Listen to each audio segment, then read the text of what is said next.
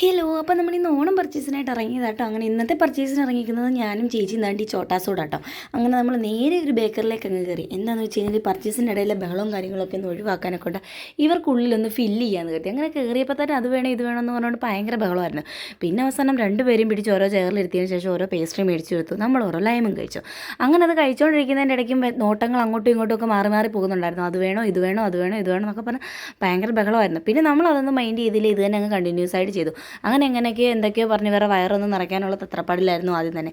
ഈ ഒരു വീഡിയോയിൽ നിന്ന് നമുക്ക് ഒരുപാട് കാര്യങ്ങൾ മനസ്സിലാവും. പ്രത്യേകിച്ച് ഈ കൊച്ചു പിള്ളേരെയും കൊണ്ട് ഷോപ്പിങ്ങിന് പോകാതിരിക്കുക എന്നുള്ളതാണ് പച്ച പരമാർത്ഥമായ ഒരു സത്യം.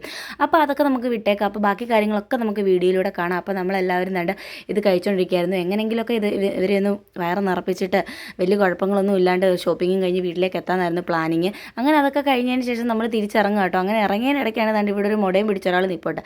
അപ്പോൾ എന്തിനാണെന്ന് എനിക്ക് വലിയ ഓർമ്മയില്ല, എന്തോ ഒരു കാര്യത്തിന് ഭയങ്കര വാശി പിടിച്ചുകൊണ്ടിരിക്കുക. നമ്മൾ മൈൻഡ് ചെയ്തില്ല. ഞാൻ പറഞ്ഞാൽ അവിടെ നിന്നോന്ന് പറഞ്ഞുകൊണ്ട് ഞാനിങ്ങനെ ഇറങ്ങി. അങ്ങനെ നേരെ നമ്മൾ എത്തി ഷോപ്പിങ്ങിനായിട്ട്. ദൈവമേ, ഒന്നും പറയണ്ട, ഇതിനകം കണ്ടാലേ അറിയാമല്ലോ.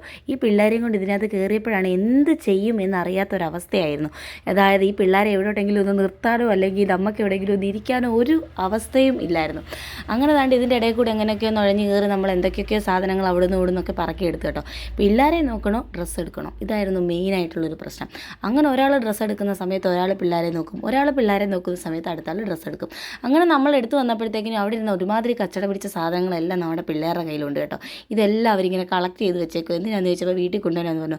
ആ കൂട്ടത്തിലുണ്ടായിരുന്നതിൽ ഏറ്റവും കൂടുതൽ ആക്രി പറക്കിയത് നമ്മുടെ പിള്ളേരാണെന്ന് തോന്നുന്നു. അവസാനം വഴക്കും അടിയൊക്കെ ആയി, കരച്ചിലും വീഴ്ചിലും ഒക്കെ ആയി. അങ്ങനെ അവിടെ നിന്ന് എങ്ങനെയെങ്കിലും ഒന്ന് രക്ഷപ്പെട്ടാൽ മതിയല്ലോ എന്ന് കരുതിയിരുന്ന സമയത്താണ് ഇതാണ്ട് ഈ ഒരു സംഭവങ്ങളൊക്കെ നടക്കുന്നത്. അതായത് അടിയും പിടിയും ബഹളവും എല്ലാം. അങ്ങനെ അവരെയും കൊണ്ട് നമ്മൾ പെതുക്കെ അവിടെ നിന്ന് അങ്ങ് സ്കൂട്ടായി കേട്ടോ. അങ്ങനെ അവരെയും കൊണ്ട് അവിടെ നിന്ന് പിടിച്ച് എങ്ങനെയെങ്കിലും കിട്ടിയ സാധനങ്ങളൊക്കെ മേടിച്ചുകൊണ്ട് നമ്മളങ്ങനെ തിരിച്ചിറങ്ങും കേട്ടോ.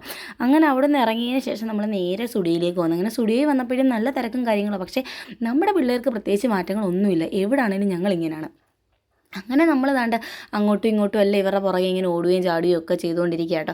തുണിയെടുപ്പും കാര്യങ്ങളൊന്നും വലിയ രീതിയിലൊന്നും നടന്നില്ല. എന്നാലും അത്യാവശ്യം വേണ്ട കാര്യങ്ങളൊക്കെ നമ്മളങ്ങനെ മേടിച്ചു. എന്നാൽ ഈ പിള്ളേരെ നോക്കാനെ കൊണ്ട് ഒരാൾ മെനക്കെട്ട് നിൽക്കണമല്ലോ. അങ്ങനെ നമ്മൾ ഇവരുടെ പുറകെ ക്യാമറ പിടിച്ചോണ്ട് അങ്ങോട്ടും ഇങ്ങോട്ടും ഒക്കെ പോയി. ക്യാമറ കാണുമ്പോഴത്തേനും ഇവർക്ക് ബഹളം വെക്കാനുള്ള ആ ഇൻട്രസ്റ്റ് കൂടും കേട്ടോ. അങ്ങനെ അങ്ങോട്ടും ഇങ്ങോട്ടും ഒക്കെ പോയതിന് ശേഷം നമ്മൾ പിന്നെ ഇവരെ വിളിച്ച് തിരിച്ചിറക്കുക കേട്ടോ. അങ്ങനെ ഇവരെയും കൊണ്ട് തിരിച്ചിറങ്ങിയതിന് ശേഷം നമ്മൾ വീണ്ടും വഴക്ക് പറയും, ഇനി ഇവരെയും കൊണ്ട് എങ്ങും പോയില്ല എന്നൊക്കെ പറഞ്ഞ് ഇവരെ വഴക്ക് പറഞ്ഞുകൊണ്ടിരിക്കുക കേട്ടോ. അങ്ങനെ നമ്മൾ തിരിച്ചിറങ്ങിയതാണ്ട് വീട്ടിലേക്ക് പോകാൻ തുടങ്ങിയപ്പം വീണ്ടും വിശപ്പും കാര്യങ്ങളൊക്കെ വന്നു. പിന്നെയും പിടിച്ച് കയറിയിരുന്ന് നമ്മൾ ദാണ്ട് വീണ്ടും വയറ് നിറയ്ക്കാനൊക്കെ ഉണ്ടെന്നുള്ളൊരു വ്യാജേന ദാണ്ട് ഇവിടെ വന്നിരുന്ന് ഫുഡൊക്കെ മേടിച്ച് കൊടുക്കും. അപ്പോൾ ഇത്ര ഇന്നത്തെ ഉള്ള വീഡിയോ. അപ്പോൾ അത്രയുള്ളൂ. ടാറ്റ.